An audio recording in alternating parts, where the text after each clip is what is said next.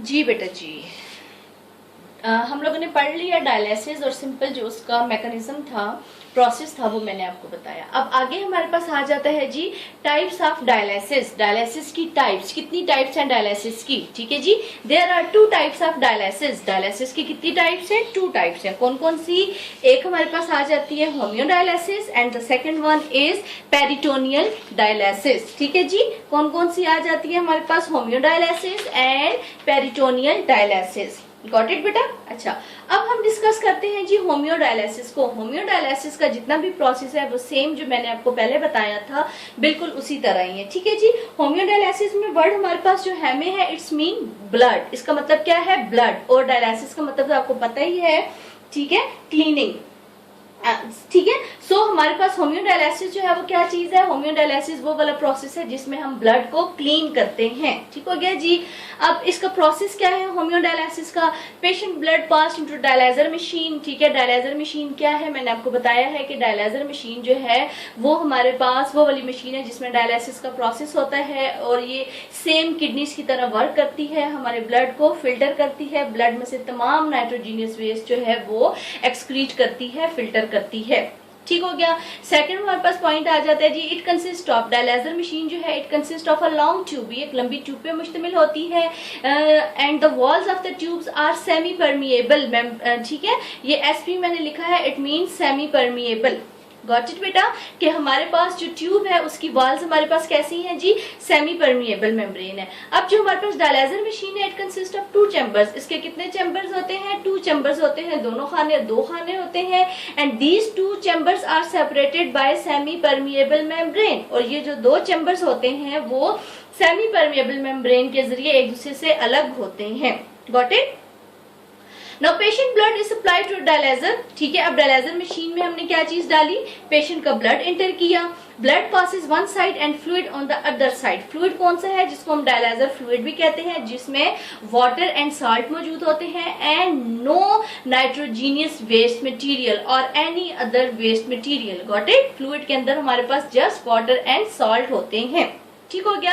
Now blood is filtered. अब क्या होता है हमारे पास कि ब्लड जो है वो फिल्टर हो जाता है, ब्लड के अंदर के तमाम नाइट्रोजीनियस वेस्ट, यूरिया वगैरह जो है वो उस मेम्ब्रेन के जरिए डिफ्यूज हो जाते हैं फ्लूइड के अंदर। ठीक है, और ब्लड जो होता है वो हमारा क्लीन हो जाता है, साफ हो जाता है, और यही जो प्यूरिफाइड ब्लड होता है इट इज री entered into the patient body. तो ये पेशेंट की बॉडी को दोबारा से भेज दिया जाता है। Got it? ये हमारे पास आ जाता है होम्योडायलिसिस।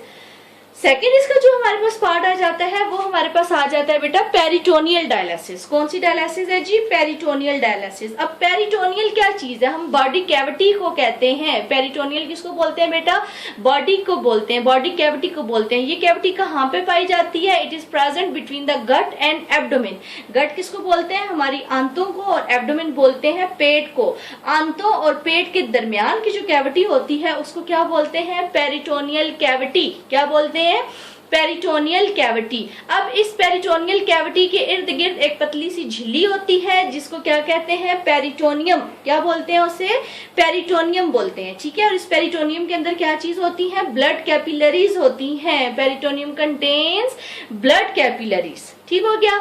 अब जो हमारे पास कैविटी होती है, ठीक है, ये जो पेरिटोनियल कैविटी होती है उसको हम भर देते हैं। ठीक है, is filled with fluid, dialyser fluid which contains water and salt. उसके साथ जो है वो हम क्या करते हैं? उसको फिलअप कर देते हैं। अब ये फ्लूइड जो है ये कैविटी के अंदर किसके जरिए जाता है? By catheter. किसके जरिए जाता है जी?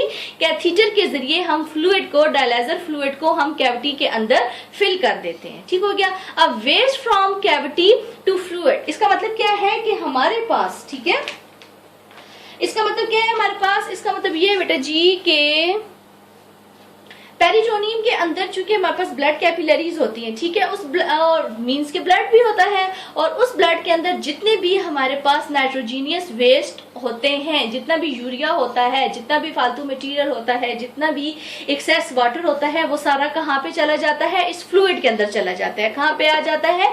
फ्लूइड के अंदर आ जाता है। ठीक है, अब ये जो ओल्ड फ्लूइड हमारे पास हो जाता है इसको हम रिमूव करते हैं बाय प्लास्टिक पाइप्स और सिरिंजेस। ठीक है, यानी इस फ्लूइड को, ओल्ड फ्लूइड फ्लूइड का मतलब क्या है कि जिसके अंदर ब्लड के अंदर से सारे वेस्ट मटेरियल जब फ्लूइड के अंदर आ जाएगा तो इस फ्लूइड को हम रिमूव करेंगे, ठीक है।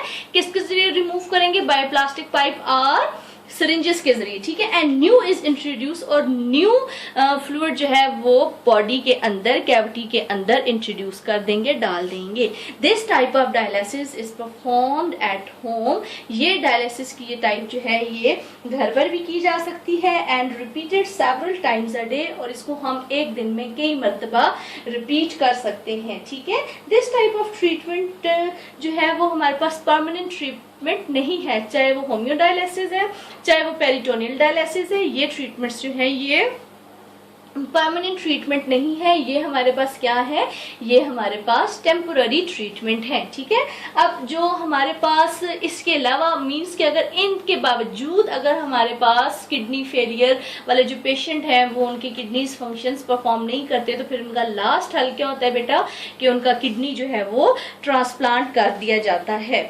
और किडनी ट्रांसप्लांट का आपको पता ही है बेटा, सबसे पहले ब्लड मैच होना चाहिए, ठीक है। दोनों जो पर डोनर और रिसीवर जो है दोनों का ब्लड सेम होना चाहिए। फिर जो डोनर होता है वो उसका जो किडनी होता है वो लेके तो जो पेशेंट होता है उसको ट्रांसप्लांट कर दिया जाता है। This is the last and the final treatment of kidney failure, ठीक है बेटा। समझ आ गई आप लोगों को? This is the end of your chapter number 11 होम्योस्टैटिस। ये हमारा लास्ट टॉपिक था, dialysis and types of dialysis. Hope आप लोगों को समझ आ गई हो, ठीक है। इसके अलावा बेटा एक छोटी सी बात करनी थी, आप लोगों सारों के पास जो है वो नेट की अवेलेबिलिटी है बेटा। अगर आपने इससे रिलेटेड वीडियोस देखनी है तो आप लोग जो हैं वो डायलिसिस, प्रोसेस ऑफ डायलिसिस लिख के तो आप यूट्यूब पे सर्च करें और वहां पे आप लोगों को इससे रिलेटेड वीडियोस जो हैं वो मिल जाएंगी, ठीक है बेटा जी। Thank you very much.